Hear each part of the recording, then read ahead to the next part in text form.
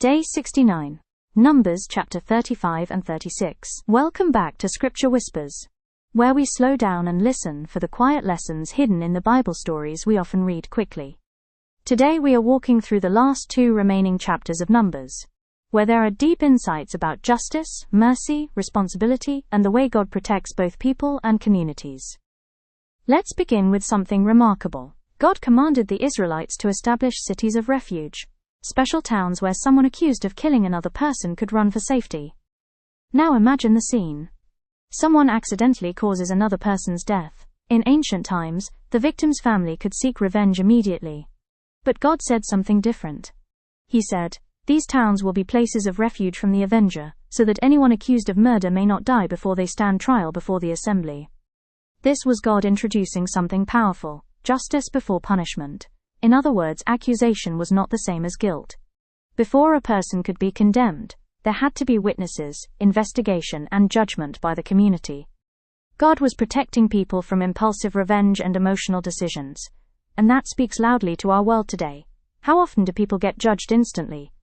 How often do rumors become verdicts?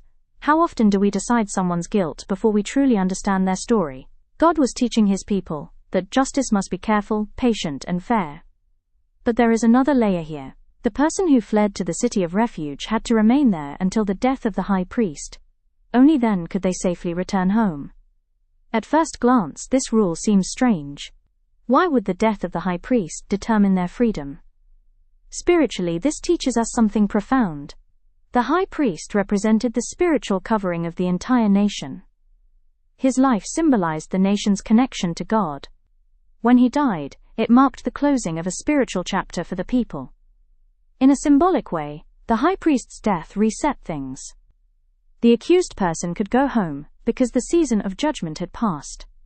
For those seeking God today, this whispers an important truth. God always provides a path from accusation to restoration.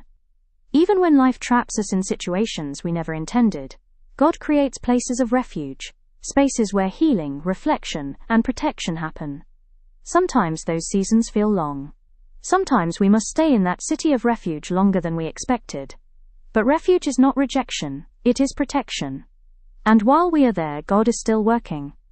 Next, God said, "Do not defile the land where you live and where I dwell, for I, the Lord, dwell among the Israelites."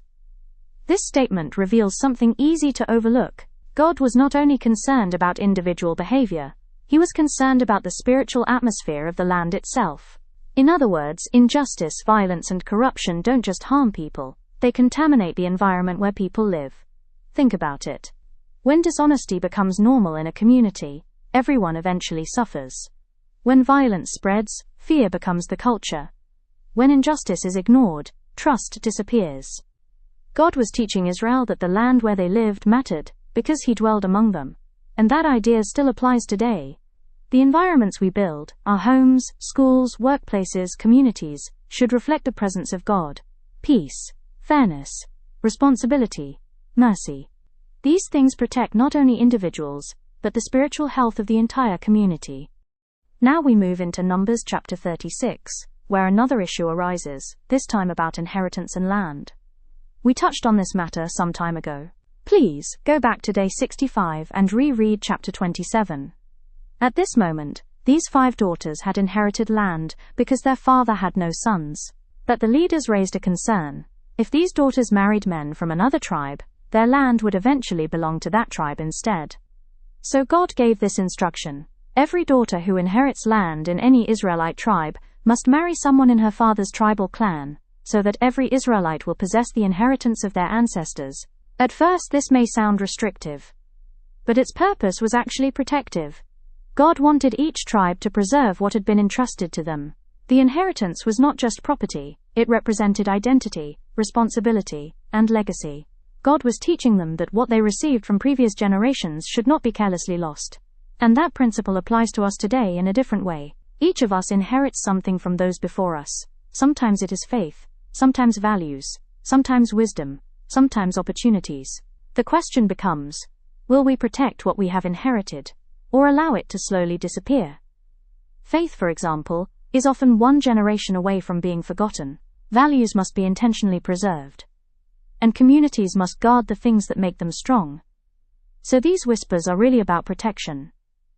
Protection of justice, protection of life, protection of communities, protection of inheritance. God was shaping a society where mercy balanced justice, where patience replaced revenge, and where future generations would not lose what had been given to them.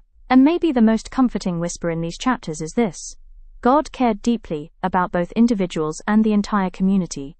The person running for refuge mattered. The grieving family seeking justice mattered. The purity of the land mattered. The inheritance of future generations mattered. Nothing was too small for God's attention. For those who are seeking God today, remember this: if God cared enough to design systems of justice, refuge and restoration for an entire nation in the wilderness, then He certainly cares about the details of your life too. Your mistakes, your seasons of refuge, your future inheritance, all of it matters to Him. And sometimes the passages in the Holy Bible we think are just rules are actually quiet reminders that God is building something much bigger, communities of justice, mercy and faith that can last for generations. Sometimes the places we run to for safety, the seasons that slow us down, and the boundaries God sets for us, are not limitations at all. They are His way of protecting the future, and that future includes you. Congratulations on completing the book of Numbers.